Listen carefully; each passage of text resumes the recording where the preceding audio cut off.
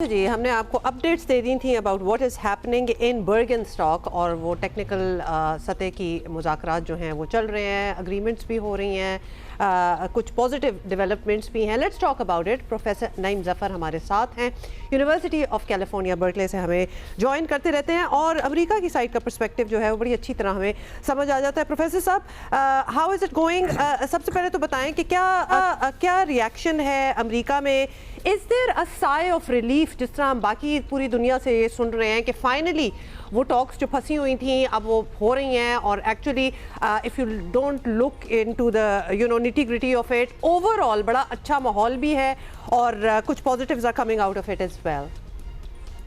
नहीं, बिल्कुल सही बात है आपकी। काफ़ी साई ऑफ रिलीफ है और लोग ज़ाहिर क्रिटिसाइज तो करते हैं, जैसे टेलर स्विफ्ट कहती है हेटर्स विल हेट, वो तो हो रहा है, लेकिन बात ठीक होनी शुरू हो गई है क्योंकि बातचीत शुरू हो गई है। बहुत इंकरेजिंग बात ये थी कि जो उनने द कमेंट्स दिए हैं जेडी वैंस ने वज़ीर आज़म के बारे में और फील्ड मार्शल के बारे में, बहुत ही पॉजिटिव थे।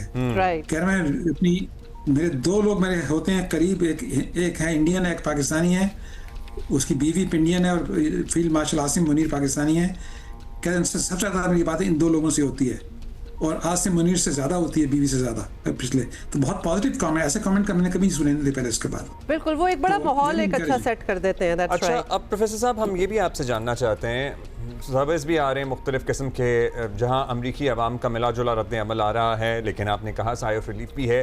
वहाँ इसराइल में ये डील इंतहाई अनपॉपुलर है और वो सदर ट्रंप की जंगी हिकमत अमली को तनकीद का निशाना भी बना रहे हैं। और हम यही सुनते और पढ़ते आए हैं और ऑब्ज़र्व भी किया है कि इजरायली लॉबी कह लें या उसे कोई और नाम दे लें, वो अमेरिका में पावर कॉरिडोर्स में बहुत स्ट्रॉन्ग हैं। सो हम क्या देखें या क्या एक्सपेक्ट करें? अमरीकी सदर ये प्रेशर बर्दाश्त कर लेंगे या कोई डेविएशन हो सकती है? और इजराइल और अमरीका के ताल्लुकात फ्रॉम दिस पॉइंट ऑनवर्ड्स क्या होते हुए नज़र आ रहे हैं आपको?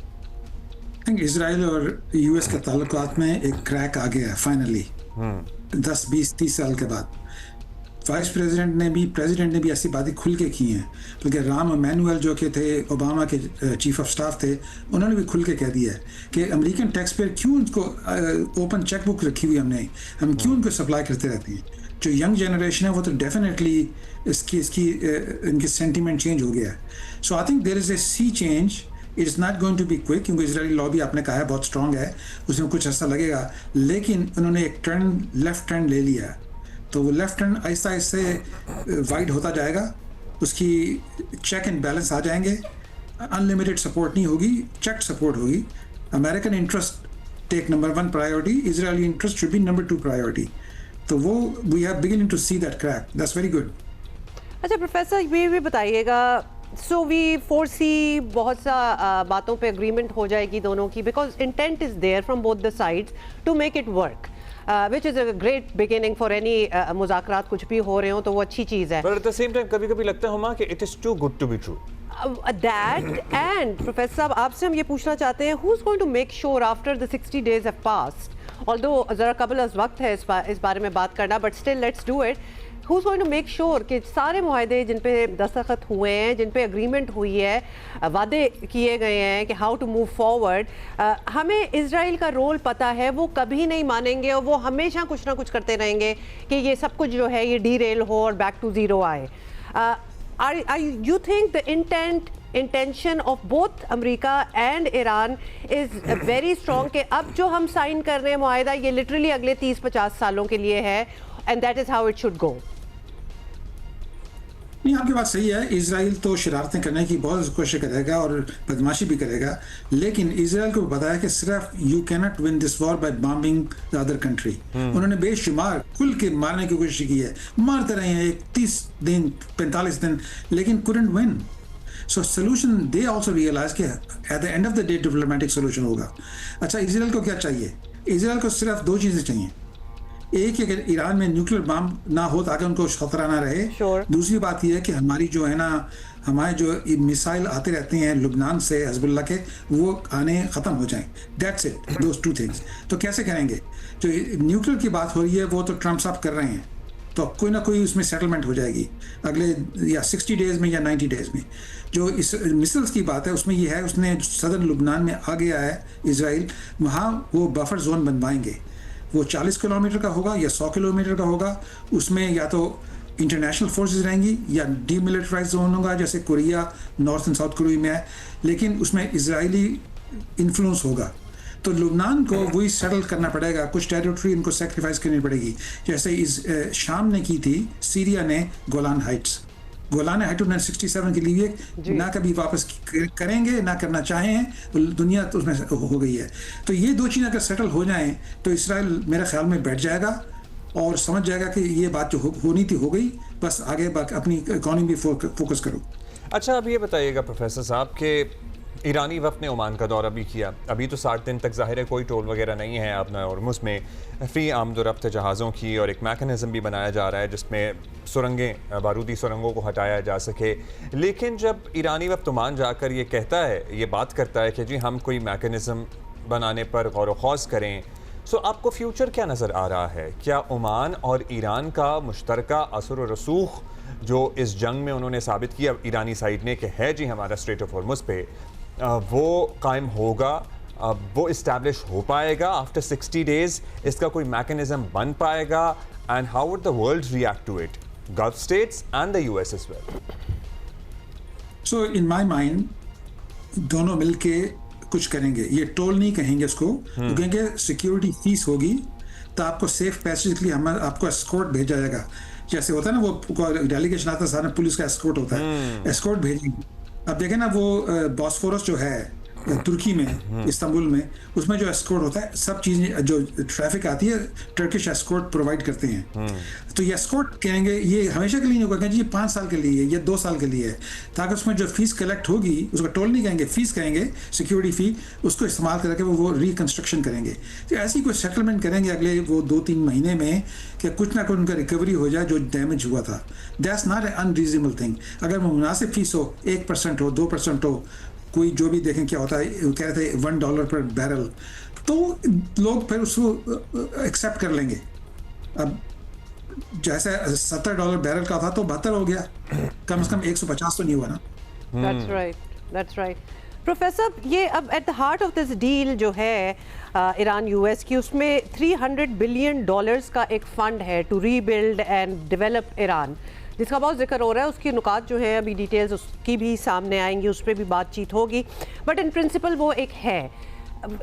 We just want a bit of a comparison from you कि गज़ा, फ़लस्तीन, इजराइल, वो जो जंग चल रही थी, वेल वन साइडेड थी, इजराइल ही सब कुछ कर रहा था, उसके बाद उसको भी सीज़ फायर कराया गया, well that seize fire is very questionable. उसमें भी एक पीस फंड डाला गया जो कि रिकंस्ट्रक्शन ऑफ गज़ा होना था। Without putting too much comparison of the two situations, हम क्यों मान लें कि ऐसा कुछ होगा? मतलब वहाँ पूरी दुनिया मानी, साइन हुए, इन प्रिंसिपल उम्मीदें लगाई गई। देख ही ले गज़ा का अभी तक क्या हाल है। Yes, we understand ईरान गज़ा नहीं है, even then.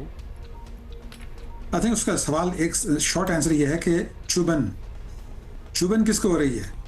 गाजा में किसको चुभन हो रही है? अगर सेटलमेंट ना हो रही, सिर्फ गाजा के लोगों को होती है, लेकिन अगर स्ट्रेट ऑफ हॉर्मुज़ में अगर कोई चुभन होती है, वो किसको होगी? पूरी दुनिया, चाइना को, जापान को, साउथ कोरिया को, मलेशिया को, इंडिया को, तो सब मोटिवेटेड हैं। तो ये मेन डिफरेंस है कि मोटिवेशन है ना। सैड, ये वैसे एक्चुअली सैड बात है। अच्छा, अब ये जंग ज़ाहिर है अब मंतकी अंजाम तक हम होपफुली कह सकते हैं कि पहुंच गई। ये मुज़ाकरात चलते रहेंगे, उसके बाद एक हतमी डील की सूरत में मामला आएगा। अब इसे सदर ओबामा की अगर डील से कंपेयर कर लें हम, तो कितना आप देखते हैं कि इन दोनों में कितना फ़र्क है? क्योंकि हम इसलिए कंपैरिजन चाह रहे हैं क्योंकि सदर ट्रंप मुसलसल उस डील का सॉर्ट ऑफ मजाक भी उड़ाते हैं और तनकीद का निशाना भी बनाते रहते हैं। और इनकी जो वोटर सपोर्टर है और जो इनका मेगा कॉन्स्टिट्यूएंसी है, वो मुतमईन है, इनकी वो सपोर्ट इंटैक्ट है ये एडवेंचर मिस एडवेंचर जो हुआ है उसके बाद। तो उनकी जो 20% ऑफ जो है ना पॉपुलेशन, वो मागा जो सपोर्टर है तकरीबन 20% के आसपास है, वो तो जो भी उसको नैरेटिव देंगे वो ब्लाइंडली फॉलो करेंगे। हाँ, वो करेंगे, तो वो उनको इग्नोर कर दें आप, क्योंकि वो तो वही ना, उनको तो फिर नहीं हो सकता। तो मिडिल में जो है 60% वो लोग जो ऐसे हैं कि दे आर वेरी डिसअपॉइंटेड। लेकिन जो अभी MOU साइन हुआ ये फाइनल तो नहीं है ना, फाइनल होने दें। जब तक फाइनल होगा कुछ ना कुछ उसमें से वो ट्रम्प साहब निकाल लेंगे 2-3 पॉइंट और उनका फिर नारा लगा देंगे देखो जी ये ओबामा से बेहतर है। ओबामा ने इसको डाइल्यूट किया था 3.4% यूरेनियम के, हमने इसको 2.9% कर दिया है। देख लें जी क्या बात हो गई है। कोई ना कोई निकाल के ऐसी 1-2 करके वो अपने आप को डिक्लेयर कर देंगे। हालांकि आप ऑब्जेक्टिवली देखें तो ओबामा की जो JCPOA से so far this is not as good as that. लेकिन वो तो हो गया जो हो गया, अब इसको सेटल करना है। बस मुर्दे को आपने दफन करना है, दफन हो जाए किस तरह से हो जाए तो बस ठीक है। प्रोफेसर साहब ये भी बताइएगा, बहुत सी चीज़ें होती हैं इन टाइम्स ऑफ वॉर, तो बहुत से स्टेटमेंट्स भी हो रहे होते हैं, सेंटिमेंट्स भी बड़े हाई होते हैं, बहुत सी चीज़ें हो रही होती हैं। कोई मदद कर रहा हो, जैसे केस इन पॉइंट इसमें पाकिस्तान है तो पाकिस्तान को बहुत जी सराहा जाता है, जय जय होती है हर जगह। जिस तरह हमने ये बात गुफ्तगू ही स्टार्ट की थी कि पाकिस्तान का कितना तारीफ़ें हुई और अनप्रेसिडेंटेड, हमने पहले कभी सुना नहीं है from the American quarters. Is this long staying? Have perceptions regarding Pakistan changed in the US for good? आप इसको समझते हैं या फिर ये वक्ती बात है because Pakistan is such a major part in mediation कि अभी की बात है, या फिर आपको लगता है कि अवामी तौर पर भी और वैसे भी in the corridors of power Pakistan की standing has changed forever? I think Pakistani standing has changed slightly. लेकिन इसकी मज़ीद लॉन्ग टर्म होगी या नहीं होगी विल डिपेंड के अगले 6 महीने में सेटलमेंट कैसी होती है, पाकिस्तान और कतर क्या रोल प्ले करते हैं। लेकिन आई एम ऑप्टिमिस्टिक कि इसकी दोनों सब पार्टीज़ आर वेरी मोटिवेटेड, इसकी कोई सही आउटकम हो जाए। वो जो आप बता रहे थे ना इसको कंट्रोल कौन करेगा, इसको ऑब्जर्व कौन करेगा, उसकी कोलिशन बनाई जाएगी। उसमें पाकिस्तान, तुर्की और 1-2 मुल्क मजीद आप होंगे जो इस्लामी country, they are going to monitor कि ये अब वायलेट हो रहा है कि नहीं हो रहा है। कतर भी होगा शामिल। अगर वो हो जाए तो पाकिस्तान की फिर इम्प्रेशन लॉन्ग टर्म पॉजिटिव हो जाएगा। आप कतर को देखें, 10 साल पहले कतर की कोई नाम जानता था ना कोई तारीफ थी। उसने पिछले 10 साल में डिप्लोमेसी अपना नाम बना लिया है। तो पाकिस्तान के पास अपॉर्चुनिटी है। अब देखें अब how do we play our cards. I am optimistic कि हमने so far we played card very very well.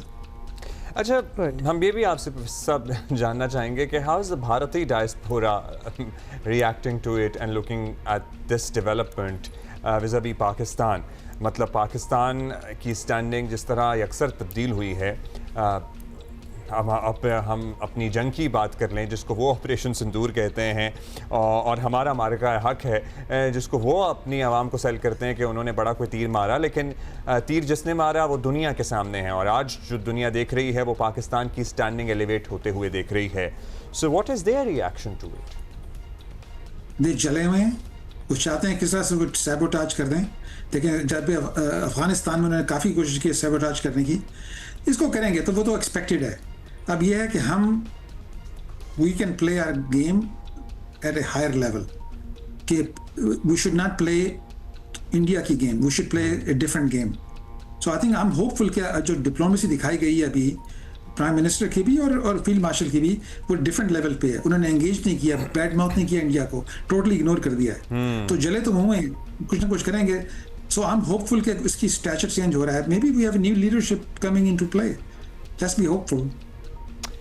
और इग्नोर करना तो इस सीन में बेहतरीन है कि खातर में ही ना लाना। बहुत शुक्रिया।